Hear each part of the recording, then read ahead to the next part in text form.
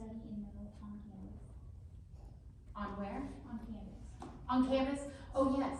Okay. Yes, everything that I give you in lecture, I know the readings, I try to be pretty comprehensive.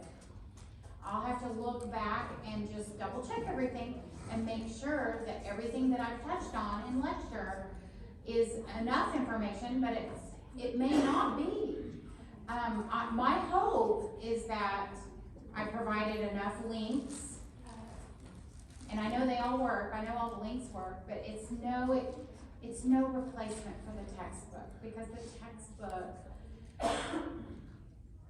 is just a beautiful picture that wraps it all up in layers of information that you're just getting teased with in lecture. So, pardon me? There is always the library. Yes, the books, there is the library, and I'm gonna try to come up with some more options after lecture today to see what we can work out. If Pennsylvania who does not have the required textbooks, the McKinney and the Icky? Is it because they're on back order? Yeah, they're on back order. So do you have access online? No, they don't even have. You have to have the book to have the ebook. To have the ebook, you have to have the tangible book. That's right. So I did bought one yesterday. You bought one yesterday? I bought the McKinney, you have to have the hard copy. But they still sold Yes. out, didn't they? Like Or how you many can buy the copies code did Oh, you I for didn't get? have $8. that, but So raise your hand again so I can tell Tracy how many don't have their books. Yeah, that's a good. I bought mine yesterday perfectly fine. I bought mine yesterday perfectly fine. That's good to know. They have another shipment coming at 1, so they, Coming at 1 today. yeah, so they're, they said to check back at 1. I don't know if this has ever happened where they didn't have the books by the time school started. Yeah, it has. Sorry. It did first semester So, happened. Tracy's aware, They didn't have the fundamental if books. there's another shipment at 1, I mean, if they're getting shipments every day, it sounds like it's a limited number. Yes? There are 150 bucks on Amazon. I don't know, I mean, take away some sales in school, but I got mine on Amazon. This edition is $150, so it's $50 cheaper than most. They come to that edition. Yeah, His friend is renting my fundamentals book for $50. sometimes the flexibility of purchasing on Amazon isn't possible for many, my many bag. reasons. But, okay, thank you. Questions? told me yesterday that I could actually get a refund if I lost my access to the freedom and actually buy it on Evolve myself. And it's only $100. Oh, like go to Evolve directly, purchase it, and your bookstore said that you can have a refund. Yeah. That's encouraging.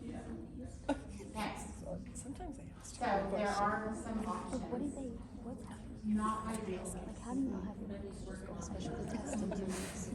Yeah. He was I aware. went and bought my books, so I don't know. Okay, so on this last one, number 4, using fundal height is a non-invasive way to monitor what? Borrowing. I know. Of the fetus. Growth of the fetus.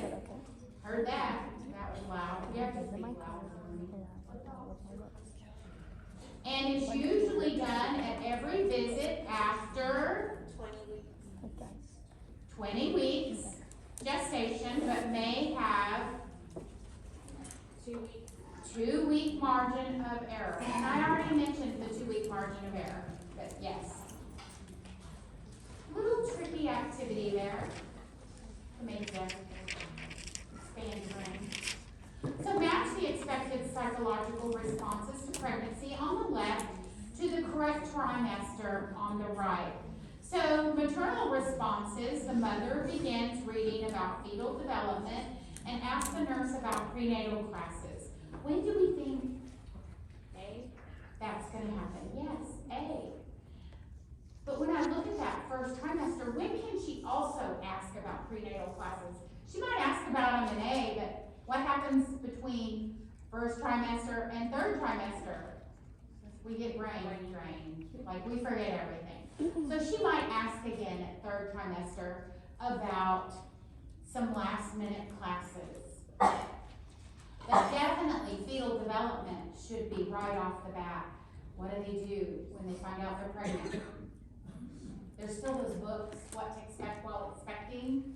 I bought that, like, you don't have to tell me, but that was like the most popular book I could think of back when I was having babies. Reports feeling unsure about the pregnancy to her PCP. A. So, you find out you're pregnant and you're like, whoa, you may have not planned this. Those feelings of unsurety just can easily happen regardless of any situation. So, number 3, expresses concern regarding partner who travels frequently to remote locations. C. The partner may miss the delivery. So that is a huge concern as you're getting closer. That third trimester is your last trimester, so you're getting ready for labor and delivery. 4, packs a hospital bag. B or C. It could be B. It was B for me. I was like, hurry up, get this baby out. I'm ready to have this baby. But C is the expected time at the end, the last trimester.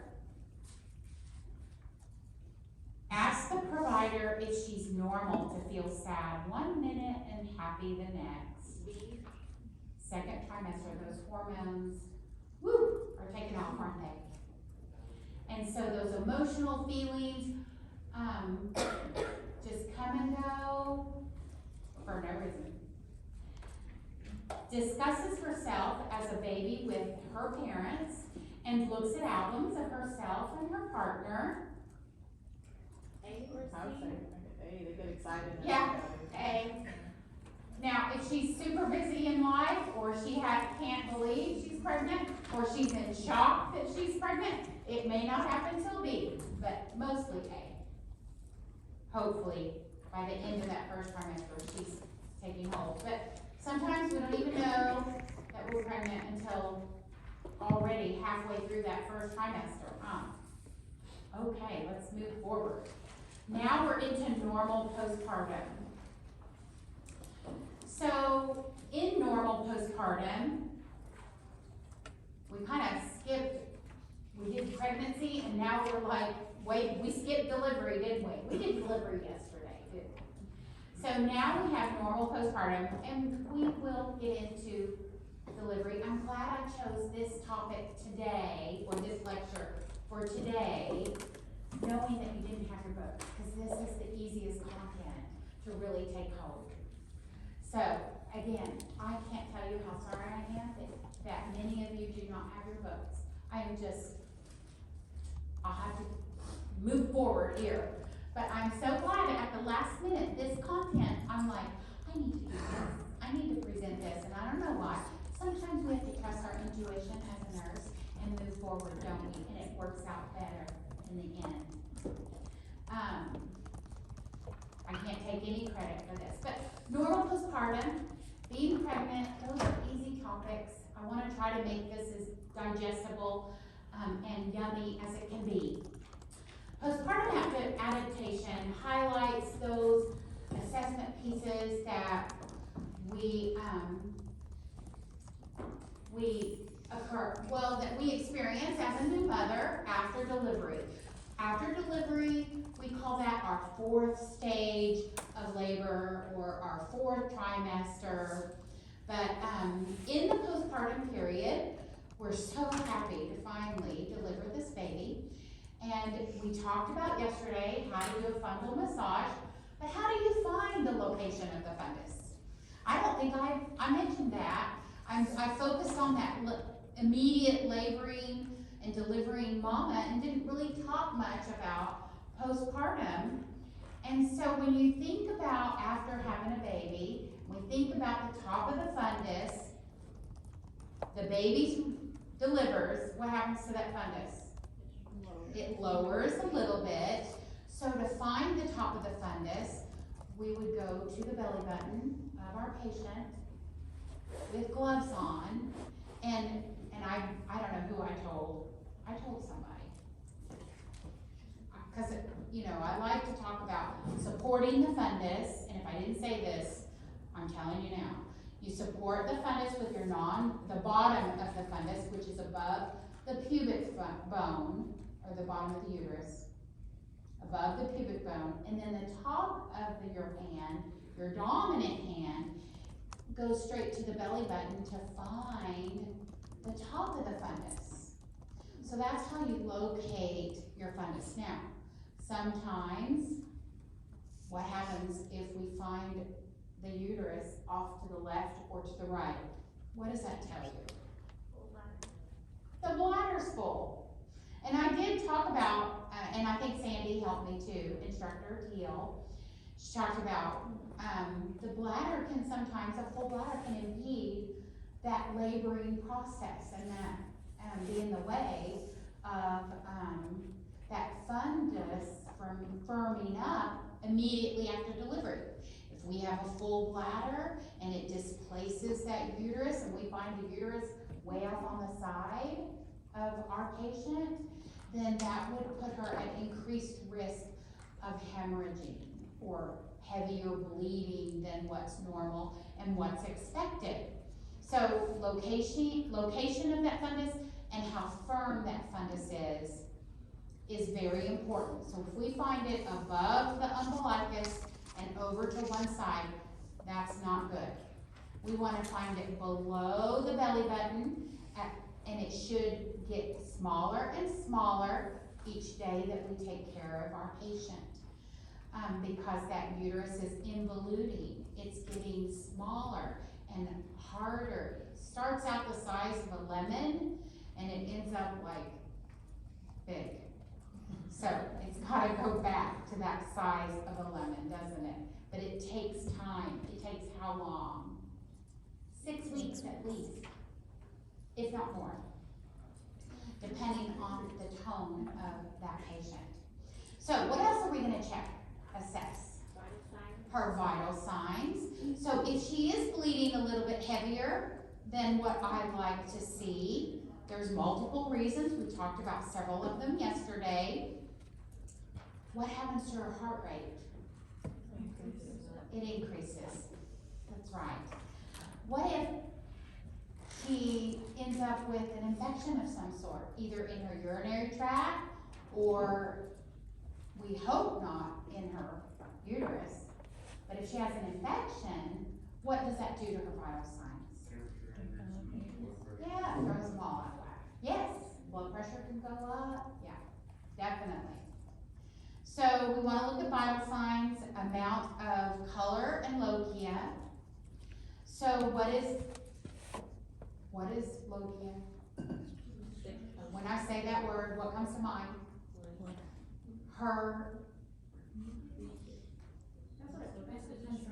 Her discharge after delivery. Yeah, it's her bleeding after delivery. It's a mixture of things. Yes, the placenta's gone, but it's just blood, and it could be some mucus also. That lochia gets lighter and lighter, starts out dark, and gets lighter and lighter as we get further out from the day of delivery. So we want to note the amount. How much is too much?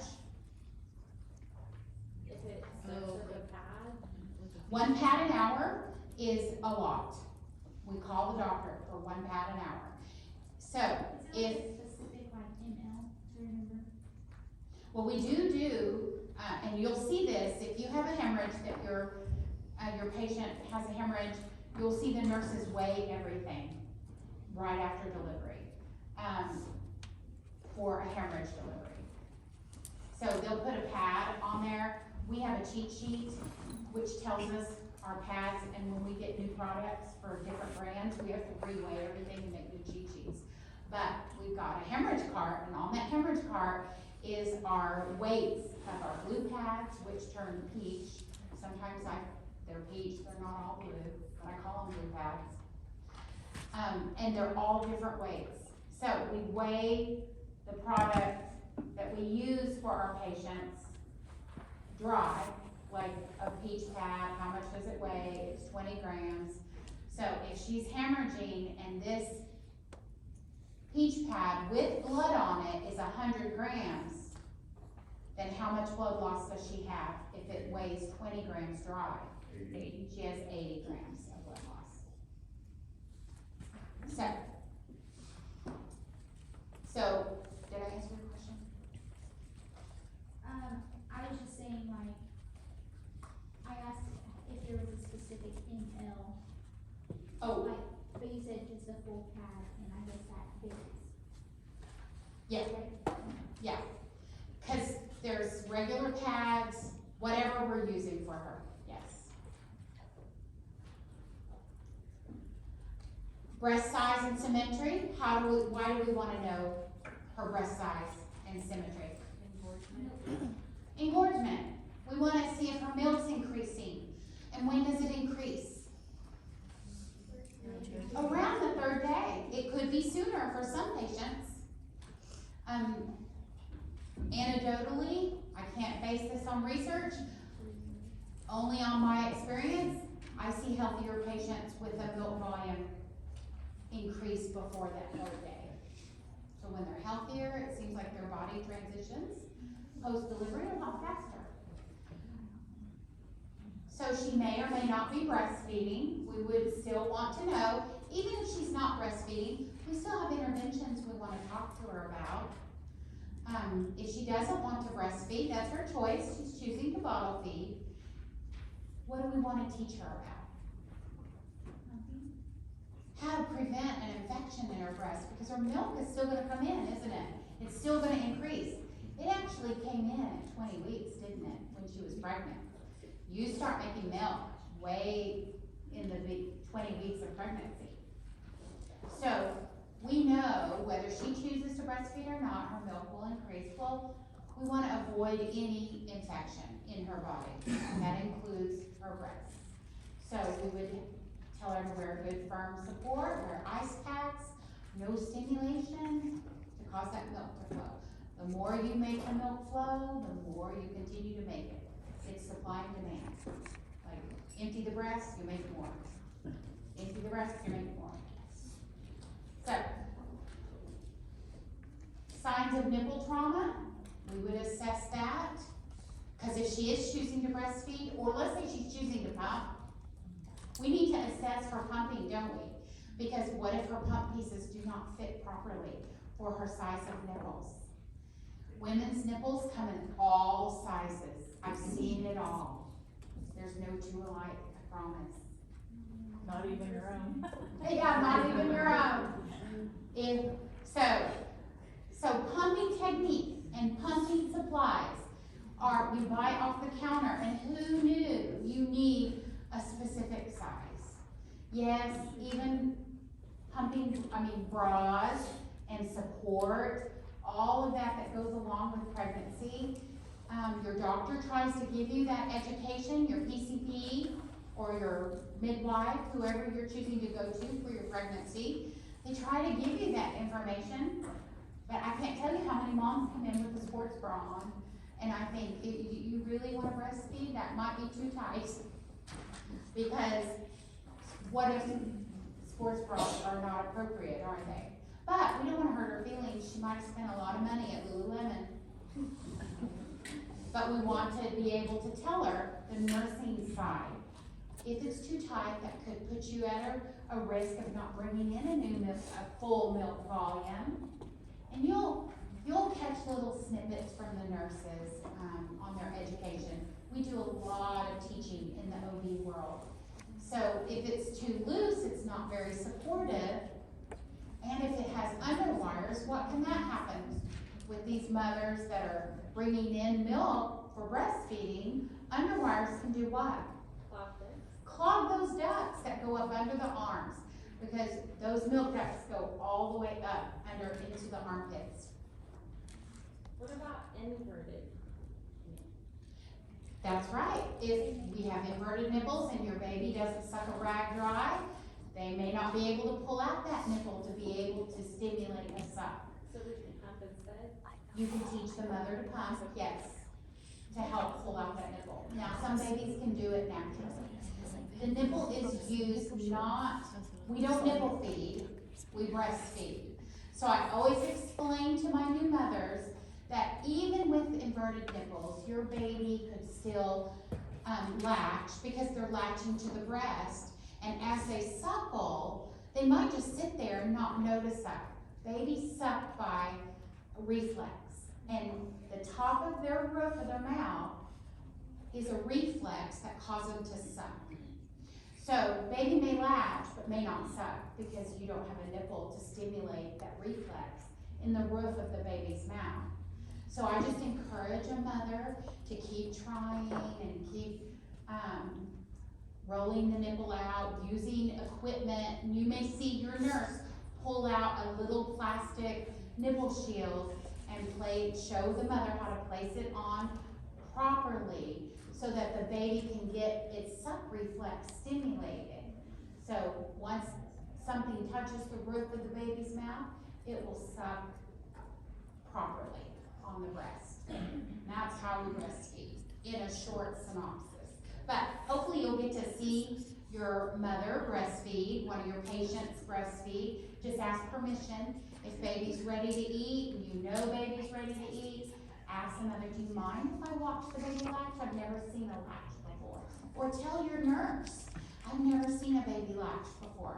Can you let me know when your patient is one of your patients is breastfeeding so that I can see it? Urinary output, why do we care about our patient's urinary output? Because of the uterus? Right? If it's distended, I've already talked about the distension, the uterus, if it's displaced and distended because the bladder is full, we can increase our bleeding. Infection, the hair infection. If they had an epidural, we want to make sure their bladder's not numb, or their urinary tract isn't numb, that's right. As their legs are waking back up, that whole area is waking back up. We're not just, the epidural affects the whole lower half, doesn't it? What about IV infusion? We're assessing her IV. We have at least an 18 gauge in her IV. Why do we do big ones? That's right, just in case we have to give blood, we've got the right bore gauge to be able to administer large volumes at a very quick rate without splitting the red blood cell. And bonding between mother and infant, why do we care about that? Why would we not? Right, good question. Good statement. Why would we not care? We are gonna care. We wanna make sure that this baby's going home and being taken care of, don't we? We have services available in the hospital that can help everyone.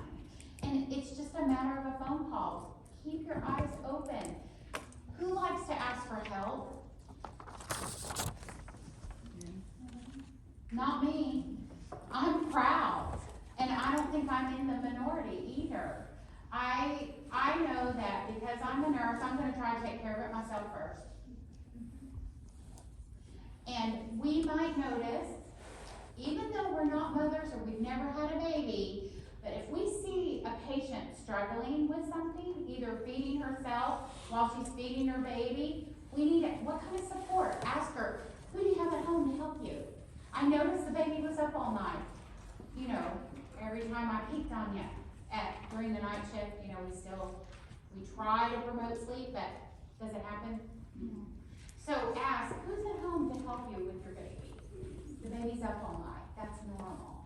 It's a big shock to our system to find out that while we were walking around all day long, working, and pregnant, what did we do? We lulled our baby to sleep during the day. So when they're born, what are they thinking? A baby, yes. So I have this theory, if you ever want to do research, work night shift, so that you can have a baby that sleeps all night. I know, but I've never tested that theory. It doesn't work.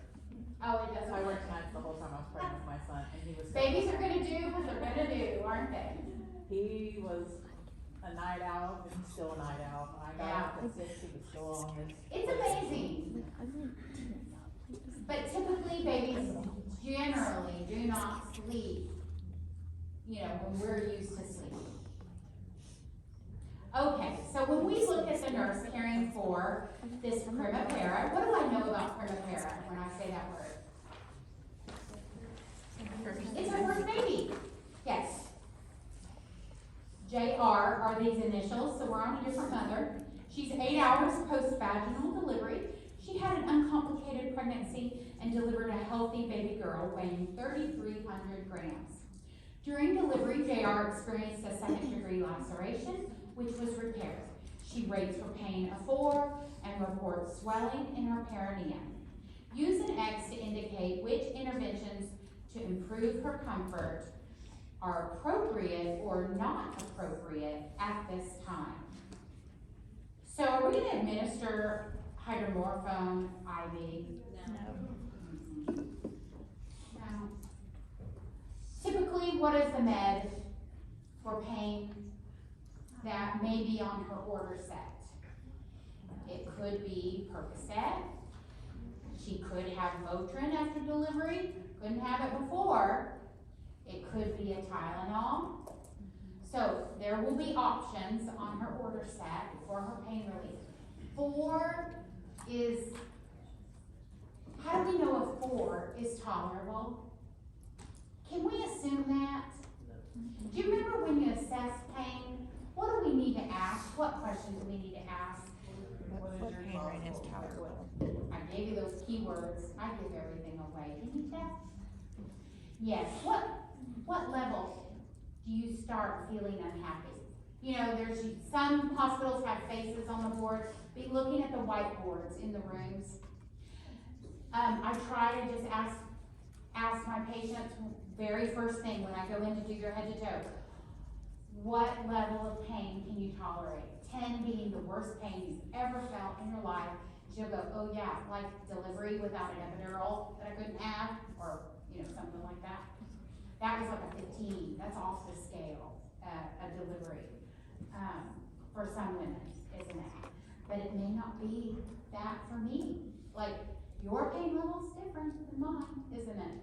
So we need to find out what this patient's pain level tolerance is to be able to know, is a 4 tolerable for her? She may say she can tolerate an 8, and another patient may tell us, I can only tolerate a 2 right now. And that may change tomorrow. So do we just assess one time? No. We keep assessing. Because what if, I don't know, circumstances can change, make you happy, or circumstances can also change and make you upset about something. The baby had to go to the NICU. She got separated from her baby. When she could tolerate a 4 this morning, now that she's upset about something, do you think her tolerance may stay the same? No. Problems that happen out of our control accentuate pain, like we focus on what hurts us. And I point to the vaginal delivery mom or the C-section mom, because it's either that incision or her perineum that is like bothering her the most. If she's a multi-gravid mom, what would be causing the majority of her pain, regardless of whether it's C-section or perineal pain? Multi-gravidas, those, remember that uterus that's a little more distended than that primipara mom, the first time mom? So that uterus that delivered 4, 5, 6 babies is taking a lot more pain control to shrink back down to normal. So every time she has contractions, when she breastfeeds, it's more painful for the multi-gravid mom. Just because that uterus is over distended or used up or whatever. The condo is stretched and expanded.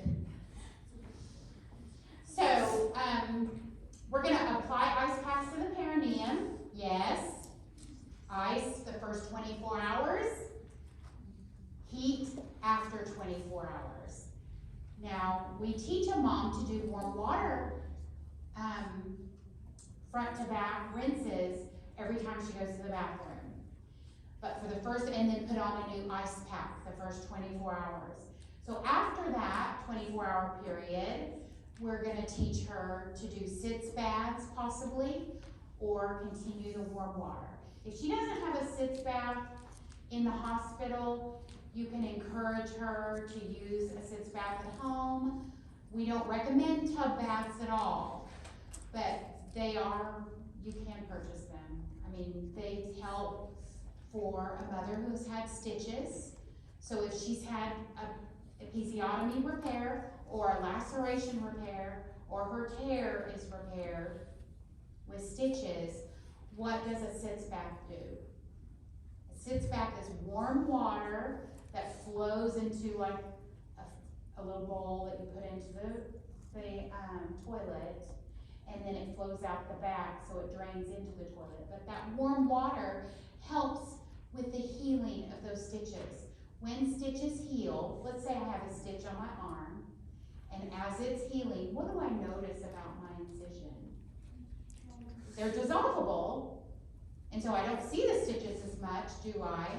But what happens to that skin integrity? It dries up, doesn't it? And it kind of shrinks together and gets real tight. Can you imagine that's how her perineum feels from an episiotomy? So those stitches get very tight and dry, and that's why we encourage the warm water sitz baths. And the warm water after every void. So we're gonna also offer her ibuprofen, 800 milligrams every 8 hours, as needed for pain.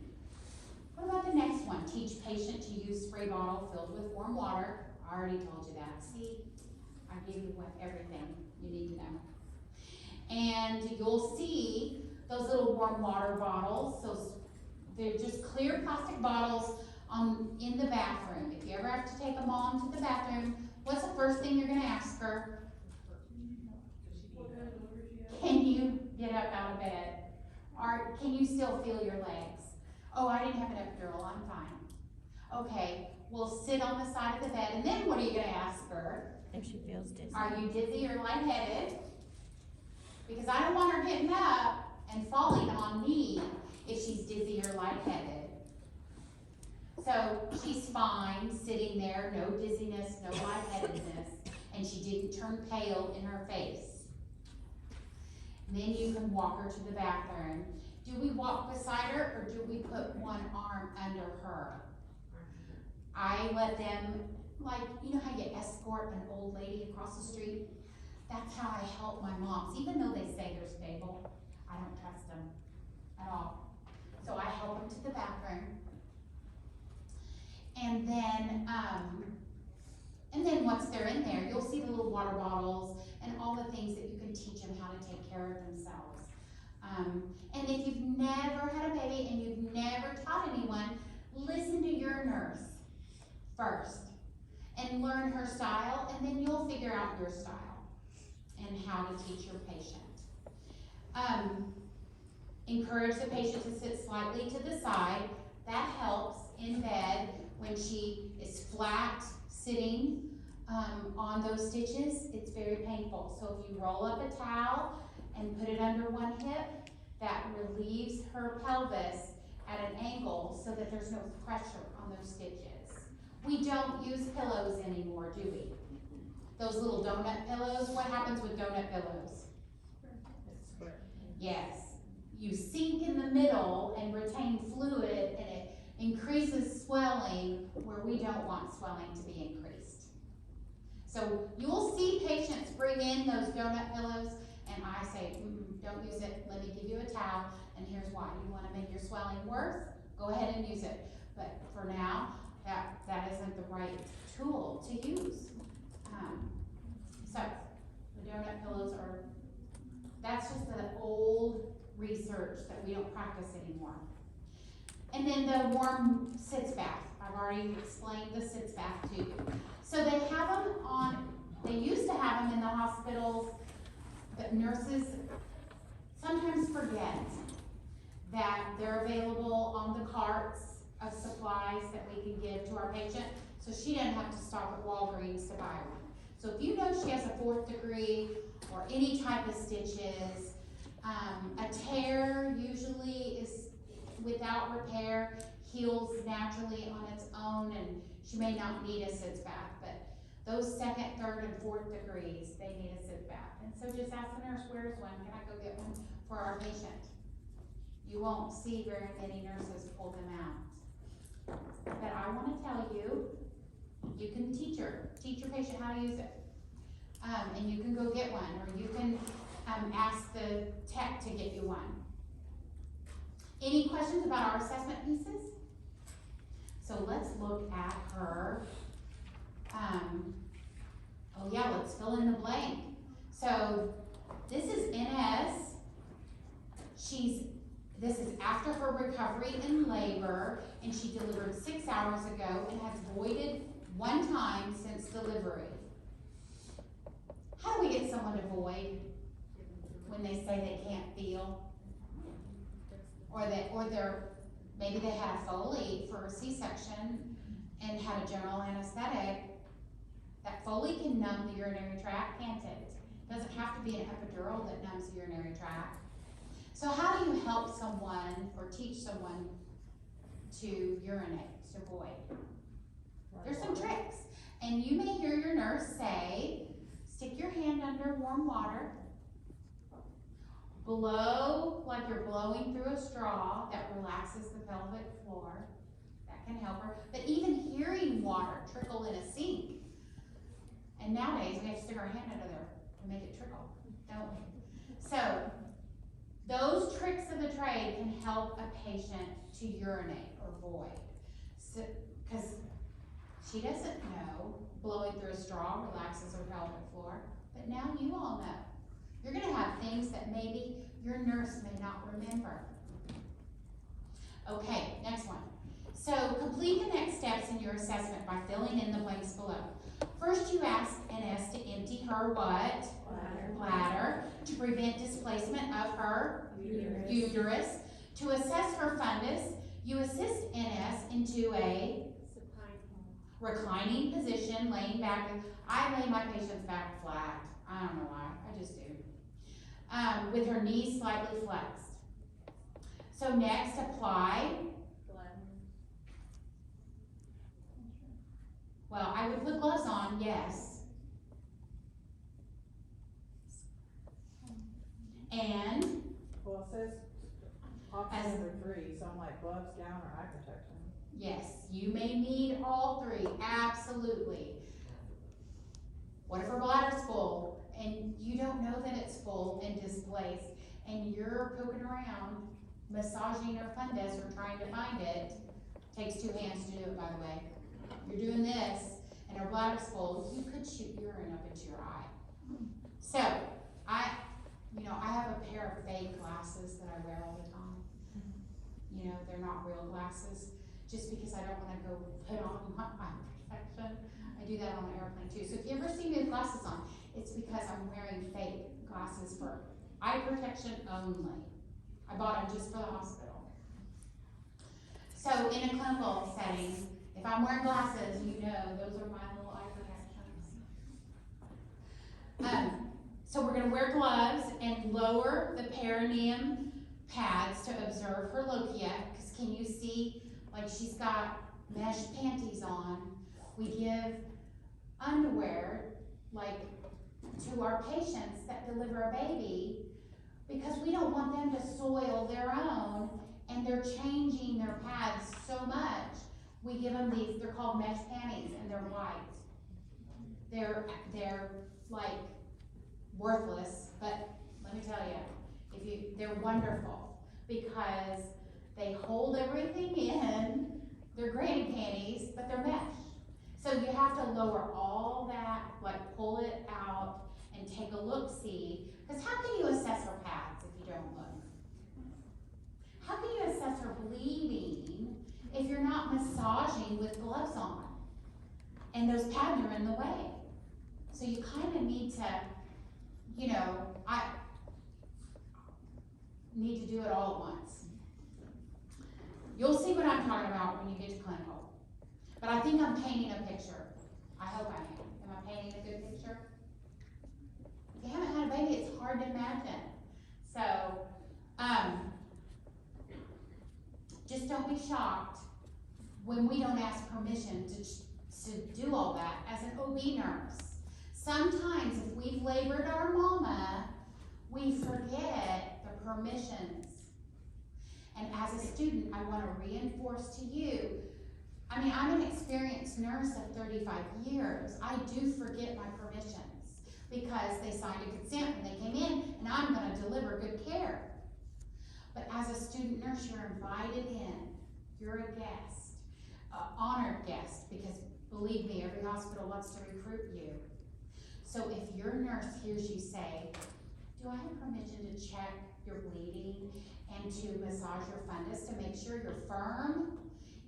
I know it sounds funny to say that sentence, but let me tell you, that nurse is not going to forget your name, and she's going to remember. She wants to tell her manager, I want to recruit that student nurse. I like her in the OB world. So, just FYI, any unit that you're on, ask your patient permission. May I listen to your lungs? May I look in your eyes? Could you open your tongue for me, please, so I can assess your throat? Ask permissions. Your nurses go in there and we do our thing very quickly and we don't ask permissions. But I'm just reiterating, because we're getting ready for clinical, that in the OB world, we need to put on that formal hat, don't we? Okay. Next. Palpate her. We already said fundus. You remember to support and anchor the lower uterine segment with your non-dominant hand to prevent what? Inversion or prolapse. That uterus pops right out when we don't support it if she's a multigravida and very weak in her muscle tone. So you palpate beginning at the umbilicus until you locate the fundus. Finally, you document the number of finger breaths until below the umbilicus into the medical record. So, Epic chart tells us 2, 3, 4 finger breaths. That's how we measure the fundus. How far it is below the umbilicus or above. If it's above, you need to make a note why it's above. Okay, so here's a picture of the involution of the uterus and a picture of the lochia. So we have to assess this and put it in the chart. It may not be in grams, which grams equal milliliters. We know that, don't we? Okay. So we can say that a heavy pad is saturated in 1 hour. Moderate is like 3/4 of that pad. Light is less than half, isn't it? And scant is barely on there. And what happens to lochia as she gets further out from delivery? At that 6-month mark. It turns white. Now you may have a C-section mama, and her lochia may never look moderate. It may never look heavy. C-sections tend to, when it's a really good surgeon that cleans things out, I've noticed, I don't know, I mean, I've been in a lot of surgeries, but C-section mamas that have a very good surgical outcome have light flows. And that's okay. It's okay. And sometimes they have no flow. That's also okay. But mostly it's heavy or moderate. It's not mostly heavy, sorry. I'm trying to hurry. Because we have till 12:50, so we only have 20 more minutes. How are we doing? Okay, we're caring for another couplet who delivered via C-section 14 hours ago, and the infant weighed 4,100 grams. Okay, by the look on my face, what does that tell you? It's a big baby. That's a LGA, large for gestational age baby. So review her assessment and history data below, and then assess her risk for hemorrhage. Well, the weight of the baby is your first clue that she is maybe at risk for hemorrhage. What's another clue?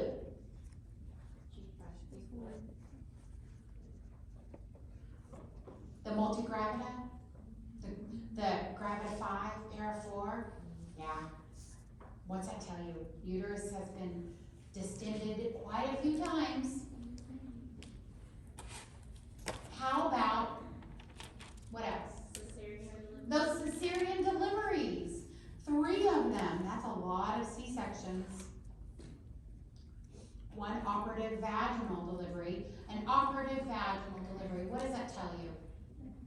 That she had stitches, didn't she? She had a procedure, probably an episiotomy. Remember, that's a surgical procedure in the delivery room. Don't have to go to the OR for that one. Anemia. Fundus and umbilicus? No. How about QBL after delivery of 1,100 mils? So what did I say yesterday is a hemorrhage? 500 mils. But that's in the hospital setting. You'll have to check your book and tell me what your, I'm sorry. I will find out what your hemorrhage totals are in your QBL for your book, and make sure you know that. But here on this slide, 1,100 QBL tells me what? She is hemorrhaging, or she has had a hemorrhage. I believe, I'll look and see if the book says 750 or 1,000. It says 1,000. It's 1,000. It says 1,000? Yep. I was gonna say 1,000. Yep. We have changed our position in the hospital, and it's different from the book. So you may notice that. Some things in the book are different from what we practice in the hospital. Foley catheter? No, that won't put her at risk for hemorrhage. That helps empty her bladder. History of fibroids? Yes. Those fibroids were still there before pregnancy, they're still there after delivery. And they can cause scar tissue and problems with her uterine involution, which puts her at risk for hemorrhage. What if she has an infection, brewing, for whatever reason? That puts her at risk for hemorrhage, doesn't it? Yeah. Okay. So 3 hours later, you're preparing for a handover to the night team. You make one more round on your patient who delivered via C-section and perform a focused assessment. So that's just a quick, easy, check her out.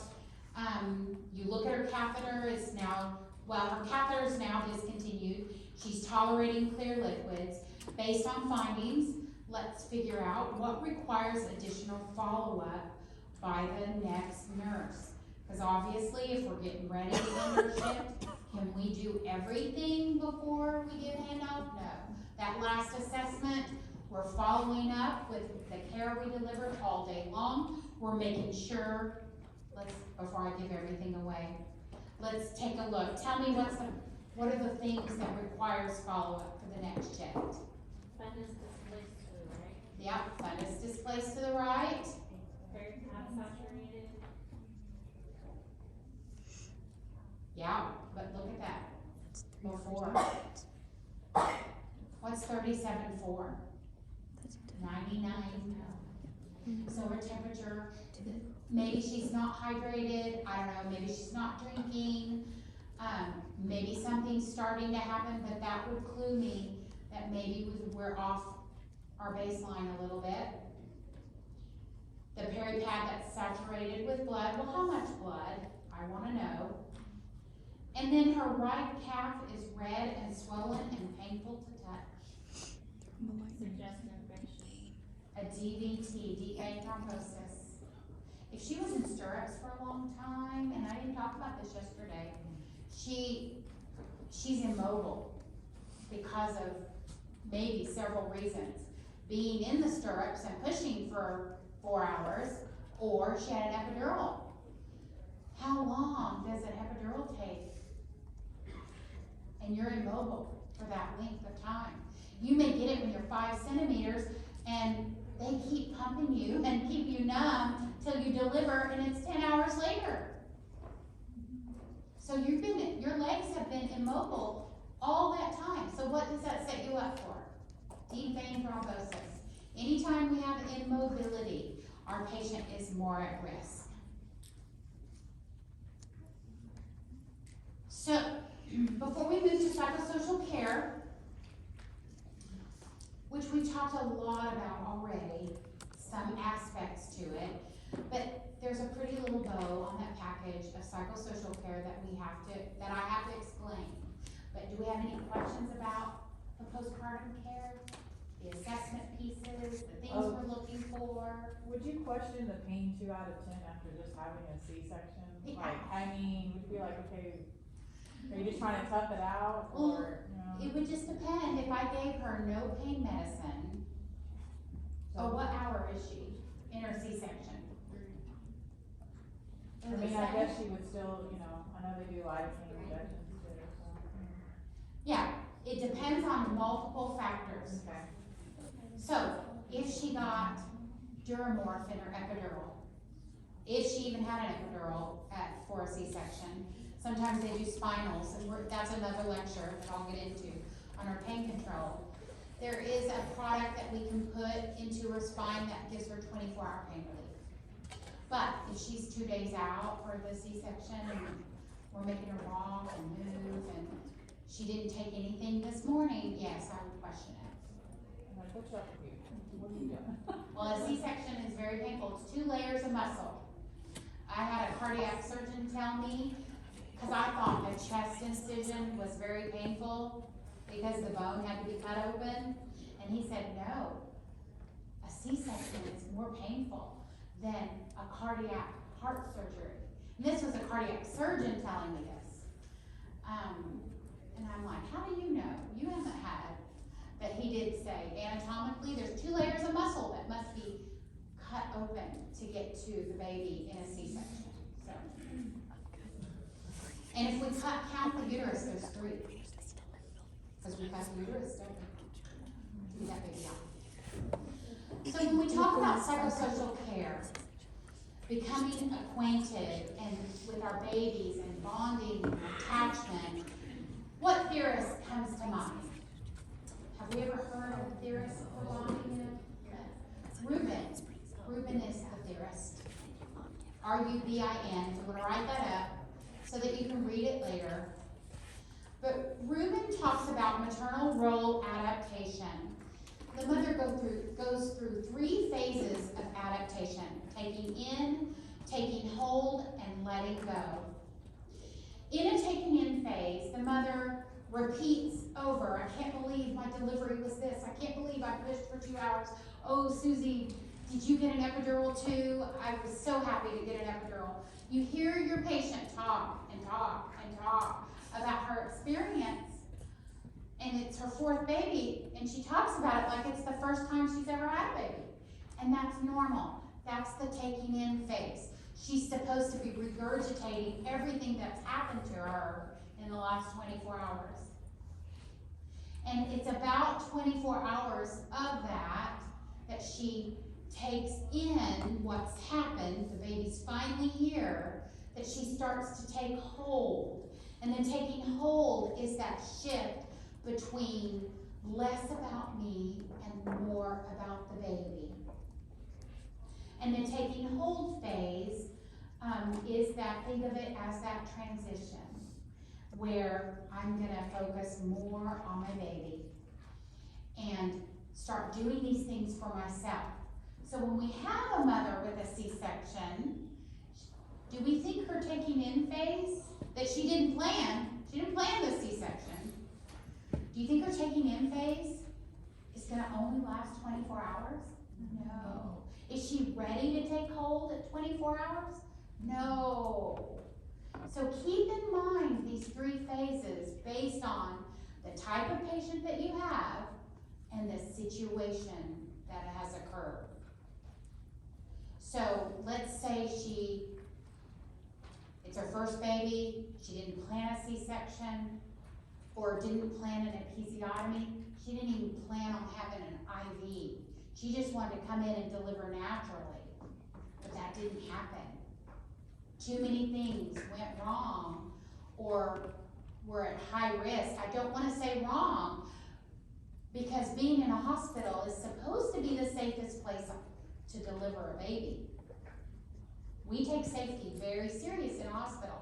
So when a patient comes in with a set of expectations, but then things start happening, we see decels in the baby, we don't know why, late decels, we don't know why, we're gonna have to start providing interventions for the safety of not just for the mother, but also for the baby.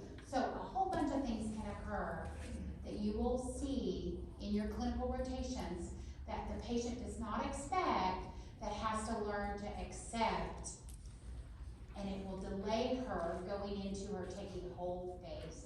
What's that last phase that Ruben talks about? Is letting go.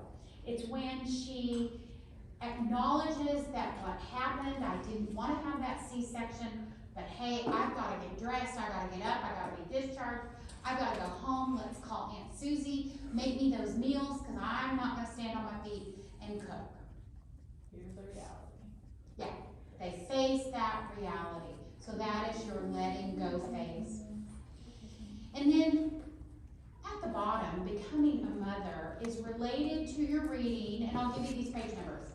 418. The first 3 for Ruben is page 416. And the reason why I give you these page numbers is because we skip over these adaptations. Sometimes we think psychosocial isn't important, and it happens to be the most important factor in taking care of a patient, a new delivering patient. Because if they can't move through these stages, what's going to happen? And we do this on all patients that deliver before they go home.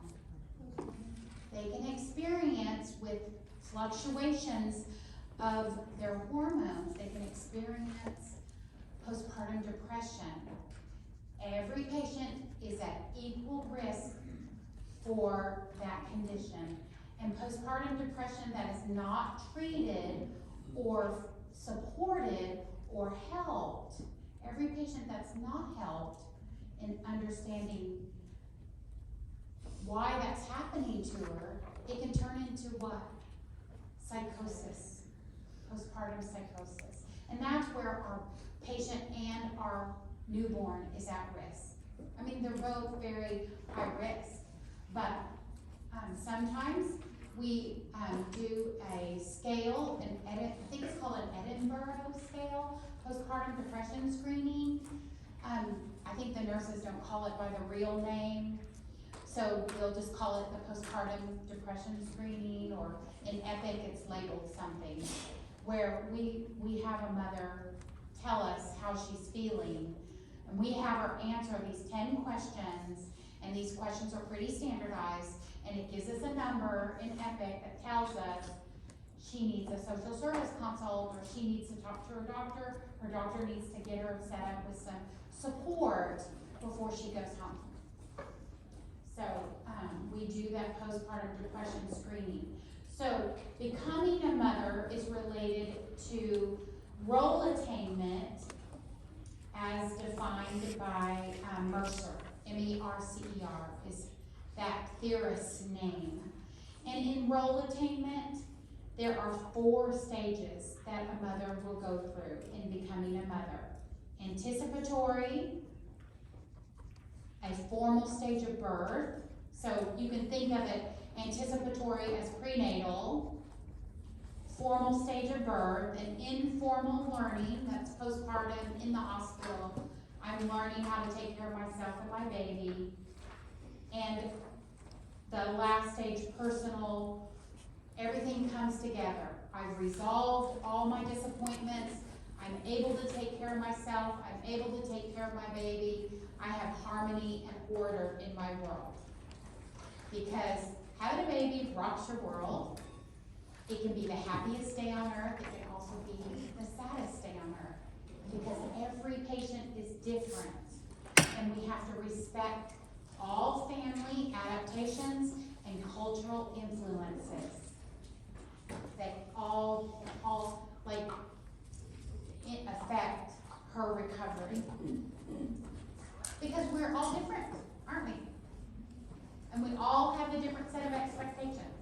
So we have all these standards for safety and care that we deliver in the hospital, but don't forget the psychosocial side.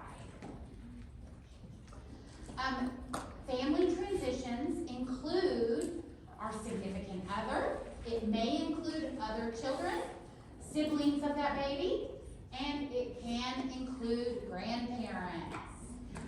Thank goodness, because of COVID, and I will readily admit this, we have less grandparents visiting the bedside. Now, I love my grandparents, but I think immediately after having a baby, I didn't want to hear, put on your lipstick, honey, get yourself dressed, honey. You know, that's my mom, the 50s mom. She made sure her makeup and hair and lipstick was done every day. But not me. I did not care. I didn't want that. And so sometimes grandparents of the newborn is not very helpful. We have to give our patient a way out. So I always tell my patients, please tell me to go get peanut butter crackers if you need me to get everyone out of the room. Because we've got peanut butter crackers on every floor.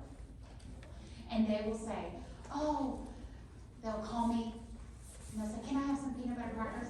And I'm like, oh yes, you sure can. And I march in there with my peanut butter crackers and I say, oh, it's time for baby to feed. I need all the family to leave the room. Because I have to do an assessment of this feeding. And they all leave.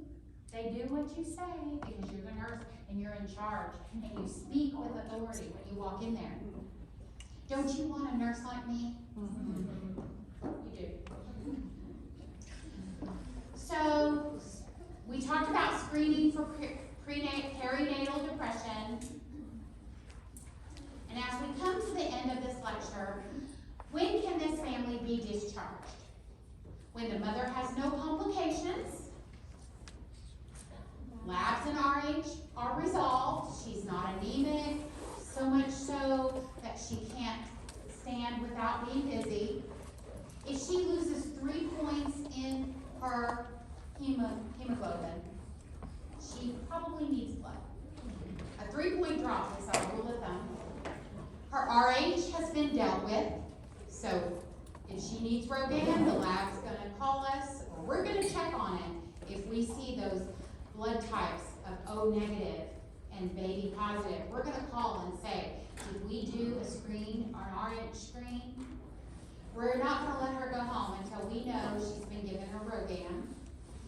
And have we taught her everything she needs to know? Does she know how to take care of herself, her baby? Does she have her follow-up appointment with her OB doctor? C-sections need to be seen at 2 weeks. Badge deliveries at 6 weeks. Does she have the support she needs? Which I've said that a million times. Any questions about discharge? Or too much support. Yeah, too much support.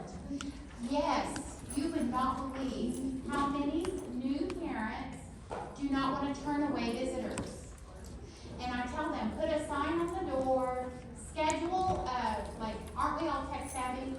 Send out a sign-up sheet, and when you want to bring dinner, you can come visit me. Okay.